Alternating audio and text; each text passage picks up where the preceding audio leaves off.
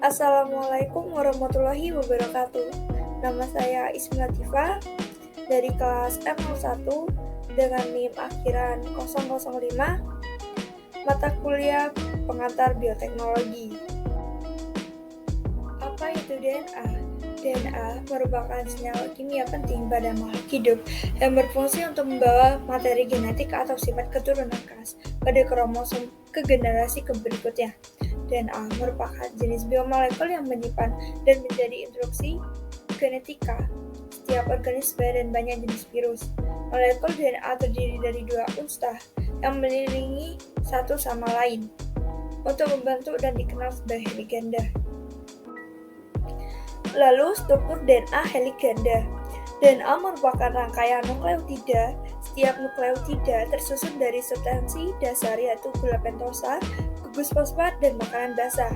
Basa nitrogen sendiri terdiri atas purin yang terdiri dari adenin dan guanin, dan pirimidin yang terdiri dari sitosin dan timin yang akan membentuk rangkaian senyawa kimia dengan gula pentosa membentuk nukleotida. Nukleotida bersenyawa dengan gugus fosfat membentuk nukleotida yang mempunyai bentuk dan saling berhubungan pada bagian basa nitrogen. Nukleotida inilah yang akan menyusun molekul nukleotida. Nukleotida adalah senyawa organik yang di dalamnya terdapat nukleosida dan sebuah gugus fosfat. Nukleotida diperoleh dari makanan dan juga disintesis di hati dari nutrien. Berperan sebagai monomer yang menyusun polimer berupa asam nukleat, yaitu asam deoksiribonukleat DNA dan asam ribonukleat RNA. Struktur nukleotida. Susunan nukleotida dalam struktur asam nukleat pada nukleotida monofosfat. Basa nitrogennya mewakili satu sisi pasangan basah, lalu pada 4 nukleotida membentuk dua pasangan basah. Timin dengan adenin dihubungkan dengan dua ikatan hidrogen, dan guanin dengan sitosin dihubungkan dengan 3 ikatan hidrogen. Satu monomer nukleotida terhubung dengan nukleotida lainnya di bagian gugus gula dan fosfat masing-masing. Kemudian membentuk dua tulang punggung, yaitu struktur hunting ganda dari asam nukleat. Unsur-unsur struktural pada nukleotida. Ketika 3 gugus fosfat berikatan dengan nukleosida ditandai dengan warna kuning, biru, dan hijau di bagian tengah. Suatu nukleotida dinamakan nukleosida monofosfat jika memiliki satu gugus fosfat yang berwarna merah. Penambahan gugus fosfat yang kedua membentuk nukleosida difosfat.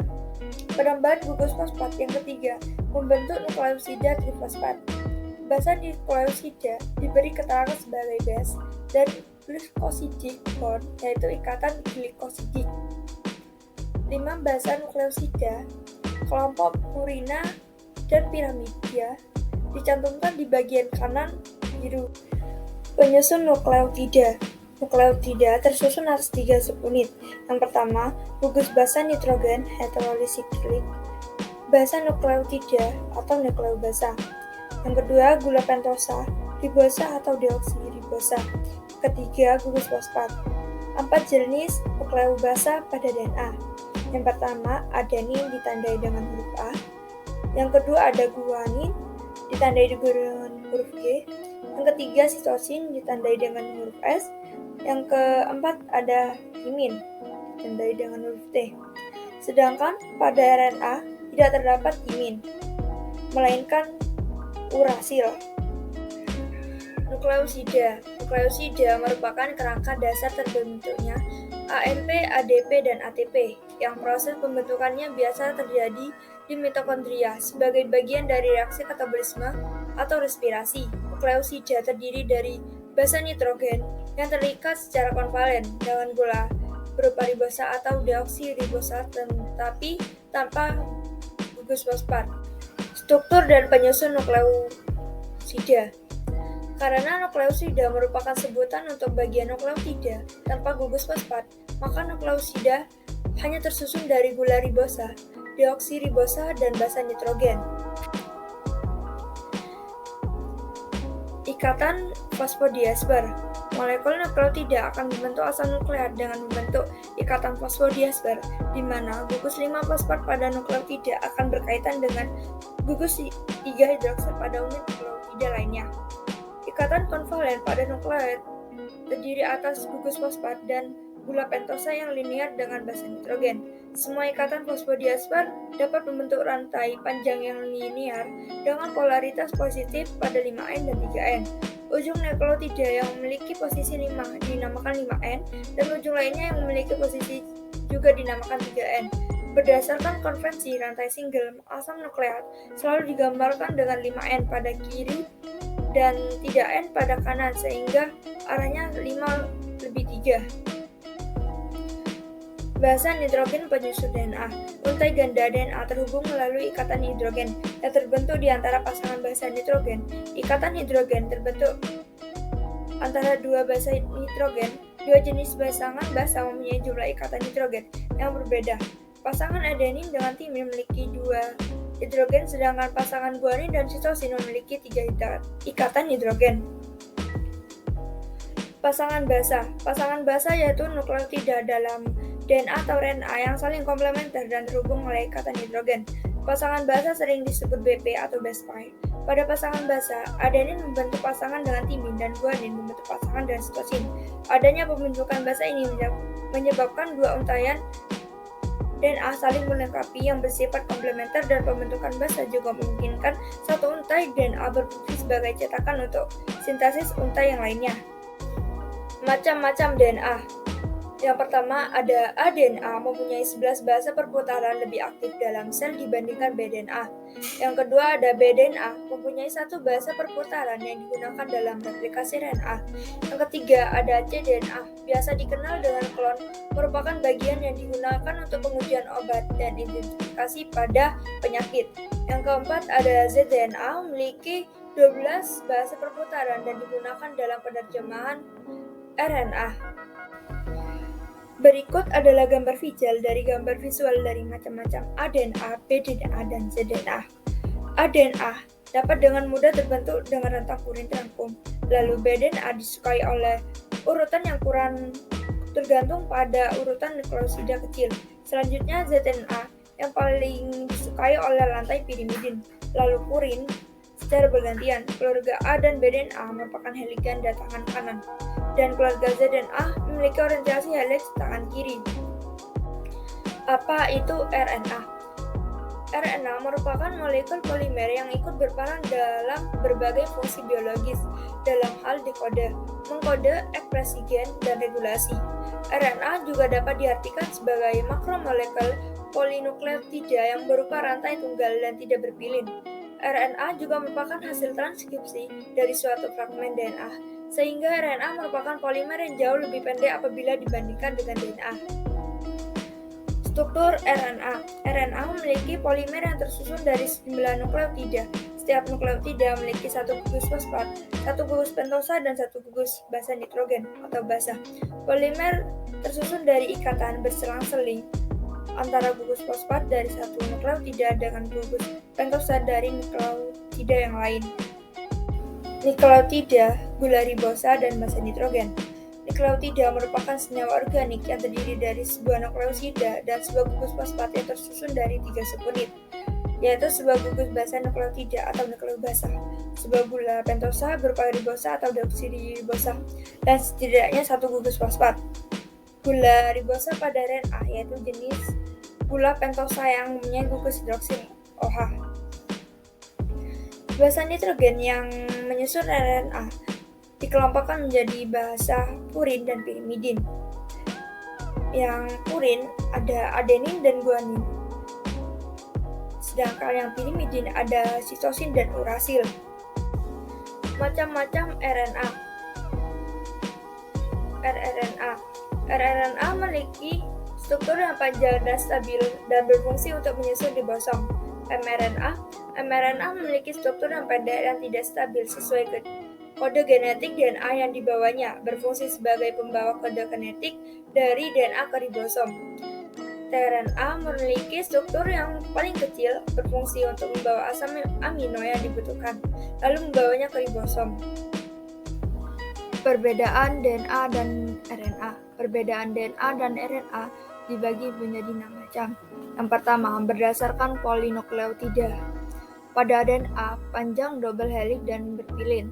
Yang pada RNA, panjang tunggal tidak berpilin.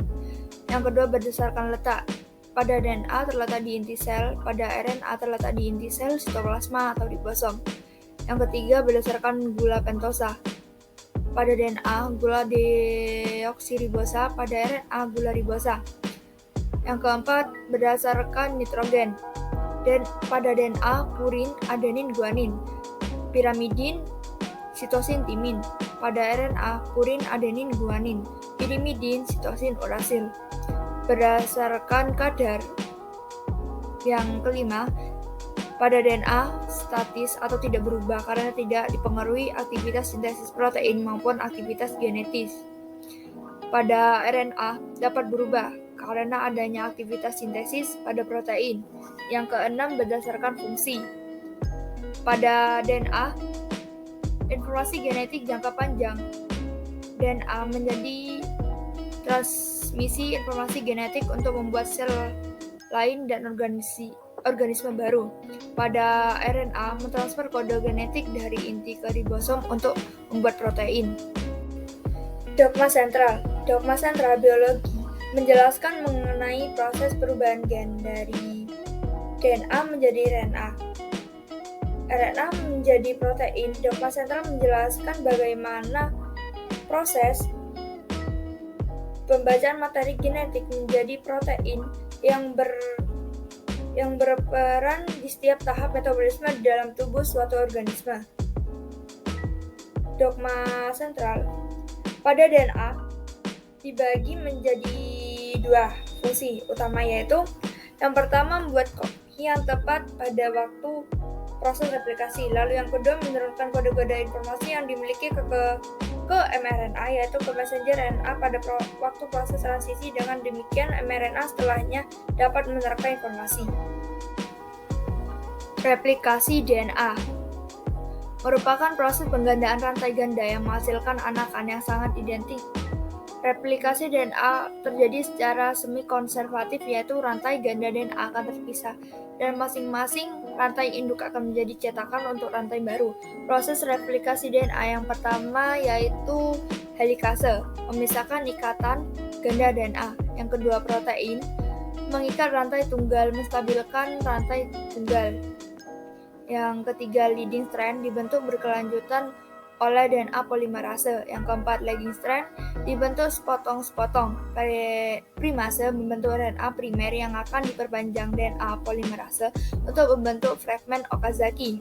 Yang kelima, RNA primer diganti menjadi DNA dan ligase yang menyambung fragmen Okazaki hingga menjadi rantai yang utuh. Transkripsi DNA terdiri dari 3 tahap, yaitu yang pertama inisiasi, yaitu permulaan. Transkripsi DNA diawali oleh promoter, yaitu daerah DNA atau tempat RNA. Polimerase ini melekat. Promoter mencangkup titik awal transkripsi dan biasanya membentang beberapa pasang nukleotida di depan titik awal tersebut. Fungsi promoter selain menentukan di mana transkripsi dimulai juga menentukan yang mana dari kedua lantai ganda DNA ini yang digunakan sebagai cetakan. Lalu yang kedua, elongasi, yaitu pemanjangan. Ketika RNA bergerak diperpanjang, DNA memiliki pilihan rantai ganda DNA terbuka secara berurutan, kira-kira 10-20 basa DNA. Polimerase menambahkan nukleosida ke ujung sida dari molekuler yang dibentuk di sepanjang rantai ganda dekat. Setelah transkripsi, RNA berlangsung, rantai ganda DNA akan terbentuk kembali, baru akan terlepas dari gerakannya. DNA yang ketiga yaitu terminasi ataupun akhiran. Transkripsi berlangsung sehingga RNA polimerase main transkripsi urutan DNA yang digambarkan terminator. Terminator merupakan urutan DNA yang berfungsi untuk mengakhiri proses transkripsi RNA yang telah terbentuk ini terlepas dari tubuh. Translasi DNA merupakan sintesis polipeptida yang diatur oleh RNA. Translasi berlangsung di sitoplasma dan ribosom. Translasi merupakan proses penerjemahan satu kode genetik menjadi protein yang sesuai. Kode genetik tersebut berupa kodon di sepanjang molekul RNA-D sebagai penerjemah RNA-T. RNA-T membawa asam amino dari sitoplasma ke ribosom. Melekatnya asam amino pada RNA-T dibantu oleh enzim amino asid RNA-T sinterase. Translasi DNA dibagi menjadi 3 tahap. Yang pertama yaitu inisiasi, kedua elongasi, dan ketiga terminasi. Yang pertama, inisiasi. Tahap inisiasi dari proses translasi menyarankan keberadaan 3 komponen, yaitu mRNA, tRNA yang memuat asam amino pertama dari polipeptida dan 2 subunit ribosom.